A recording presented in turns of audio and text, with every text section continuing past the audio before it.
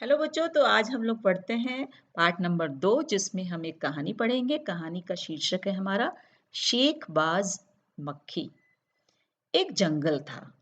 उस जंगल में एक शेर भोजन करके आराम कर रहा था। इतने में एक मक्खी उड़ती उड़ती वहां आ पहुंची। शेर ने 2-3 दिनों से स्नान नहीं किया था, इसलिए मक्खी शेर के कान के एकदम पास भिन भिन भिन करने लगी। शेर को बहुत मुश्किल से नींद आई थी। उसने पंजा उठाया, मक्खी उड़ गई, लेकिन फिर से शेर के कान के पास भिन भिन शुरू हो गई। अब शेर को गुस्सा आया और दहाड़ा, अरे मक्खी, दूर हट, वरना मैं तुझे जान से मार डालूंगा। मक्खी ने धीरे से कहा, छी छी, जंगल के राजा के मुंह से ऐसी भाषा शोभा नहीं देती।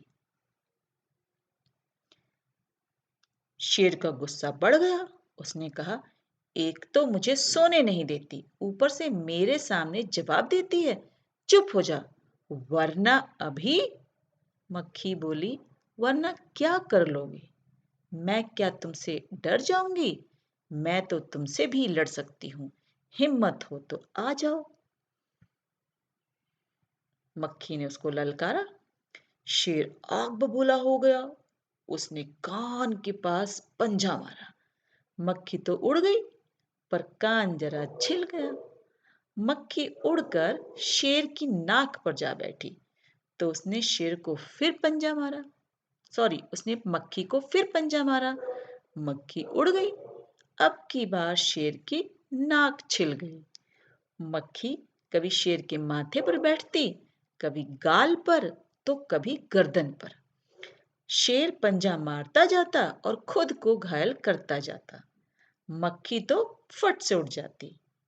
अंत में शेर ऊब गया, थक गया और बोला, बहन मक्खी, अब मुझे छोड़ो। मैं हारा और तुम जीती, बस।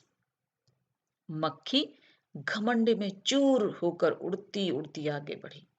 सामने एक हाथी मिला। मक्खी ने कहा, अरे हाथी, मुझे प्रणाम कर। मैंने जंगल के राजा को हराया है, इसलिए जंगल में अब मेरा राज चलेगा। हाथी ने सोचा, इस पागल मक्खी से बहस करने में समय कौन बर्बाद करे। हाथी ने सूंड उठाकर मक्खी को प्रणाम किया और आगे बढ़ गया। सामने से एक लोमड़ी ने जब यह सब देखा, तो लोमड़ी मंद मंद मुस्कुराने लगी।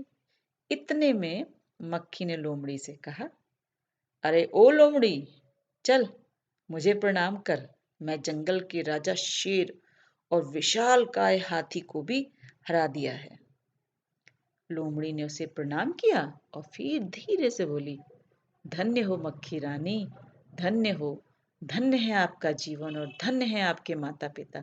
लेकिन मक्खी रानी, उधर मकड़ी भी दिखाई दे रही है ना, वह आपको गाली दे रही थी। जरा उसकी भी खबर ले लो ना। यह सुनकर मक्खी गुस्से से लाल हो गई।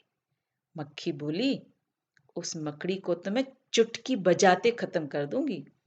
यह कहते हुए मक्खी मकड़ी की तरफ झपटी और मकड़ी के जाले में फंस गई। मकड़ी जाले से छूटने की जितनी भी कोशिश करती, मक्खी उसमें त्यों और अधिक फंसती गई और अंत में वह थक गई, हार गई। यह देखकर लोमड़ी मंद मंद मुस्कुराती हुई वहां से चलती बनी।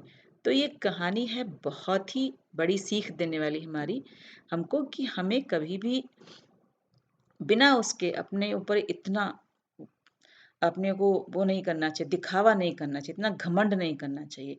तो योगेश जोशी जी की इस कहानी से हम शिक्षा लेते हैं कि हमें हमेशा सौम्य और सरल रहना चाहिए। कैसी लगी कहानी? जैसे दोनों बच्चे आपस में बात कर रहे हैं, तो हम भी आपस में क्लास में बात कर रहे हैं। और मैं आपसे पूछती हूँ कि तुम्हें कहानी में कौन सबसे अच्छा लगा और क्यों? ठीक है, तो किसी बच्चे को हाथी अच्छा लगेगा, किसी को लोमड़ी अच्छी लग सकती है, किसी को शेर भी अच्छा लग सकता है, कोई बच्चा ऐसा हो सकता है जिसको मक्खी भी अच्छी लग सकती है।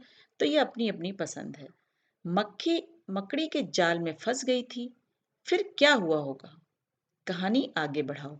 तो अगर कोई भी चीज मकड़ी के जाले में फंस जाएगा तो वो क्या होगा, धीरे धीरे मकड़ी उसको मारकर खा लेगी। तो उसको, मक्खी को भी उसने मारकर खा लिया होगा।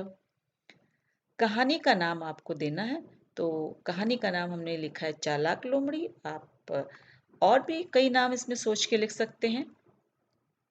अब कहानी के लिए तुम एक नया शीर्षक सोचो और यह शीर्षक कहानी के किसी पात्र पर नहीं होना चाहिए। पात्र मतलब हमारी इस कहानी में कितने पात्र हैं? शेर है, मक्खी है, हाथी है, लोमड़ी है और आखिर में मकड़ी है। तो ये हमारे पात्र हैं जिनके चारों तरफ हमारी एक कहानी बुनी गई है। तो कहानी की किसी घटना के बारे में शीर्षक हो सकता है, तो किसी घटना पर भी आप एक शीर्षक लिख सकते हैं। मैंने लिखा है घमंड अच्छा नहीं।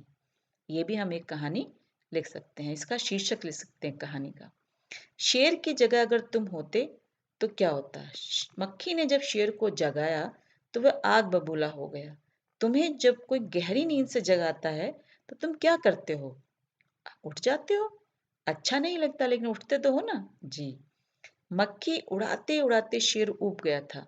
तुम क्या करते करते ऊब जाते हो? मुझे लगता है कि बच्चे ना पढ़ते पढ़ते ऊब जाते हैं, खेलते खेलते कभी नहीं ऊबते हैं, और टीवी देखते हुए भी। मान लो तुम शेर हो, मक्खी ने तुम्हारे साथ जो कुछ भी किया वह लोमड़ी को बताओ। तो आपको अपने शब्दों में अपने दोस्त से ये सारी बातें करनी है। इस क्वेश्चन में देखिए क्या है, शेर तो रात भोजन करके आराम कर रहा था। तुम खाना खाकर क्या करते हो? अक्सर बच्चे टेलीविजन देखते हैं, कभी कभी 100 कदम चलते हैं जिससे खाना पच जाए। शेर ने भोजन में क्या खाया होगा? तुम क्या क्या खाते हो? तो शेर ने मांस खाया होगा और हम सब्जी, दाल, रोटी यही सब खाते हैं। अब किसने क्या कहा, ये कहानी के हिसाब से आप इसमें लिखेंगे। कहानी में सब कुछ लिखा हुआ है और आखिर में देखिए कि कौन क्या कहता है। कहानी के हिसाब से घमंडी कौन है? मक्खी। चतुर कौन था? हाथी, क्योंकि बहुत आराम से उसने उसको प्रणाम किया और चला गया। समझदार कौन थी? लोमड़ी। डरपोक कौन था? शेर। सबसे चतुर कौन निकला? हाथी। और आलसी कौन था? शेर। और हाथी के साथ में हम लोमड़ी भी लिख सकते हैं कि सबसे चतुर इसमें लोमड़ी निकली, कि उसने बिना कुछ करे ही और मक्खी को उसको सबक दे दिया। तो हम इसमें लोमड़ी भी लिख सकते हैं।